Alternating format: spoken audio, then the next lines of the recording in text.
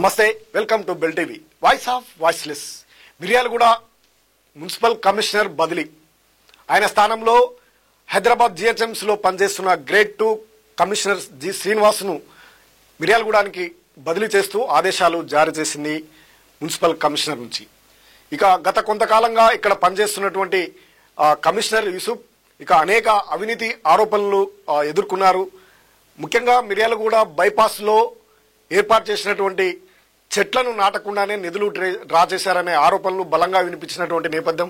వీటన్నిటిని పరిగణనలోకి తీసుకొని మిర్యాలగూడ పట్టణ అభివృద్ధిలోనూ తీవ్రమైనటువంటి ఇబ్బందులు ఎదురు కావడం, ఇక్కడ పారిశుద్ధ్య లోపం కూడా స్పష్టంగా ఉన్నట్టు ఆరోపణలు రావడం, అనేక కార్యక్రమాలు నిర్వహించడంలో కూడా ఆయనపై తీవ్రమైనటువంటి ఆరోపణలు, విమర్శలు రావడం, వీటన్నిటిని పరిగణనలోకి తీసుకున్నటువంటి డైరెక్టర్ అయినటువంటి శ్రీదేవి ఉత్తర్వులు జారీ చేసినటువంటి నేపథ్యంలో ఇక్కడ రానున్నటువంటి శ్రీనివాస్ గత 2 రోజులలో జాయిన్ అయ్యే అవకాశాలు ఉన్నాయి. ఈయన ఈ రోజు బదిలీపై వెళ్లడం జరిగింది. ఈయనకు ఎక్కడ కూడా స్థానం ఇవ్వకుండా జిహెచ్ఎంసీకి అటాచ్ ఎంసీలో ఆయన రిపోర్టు చేయనున్నారు.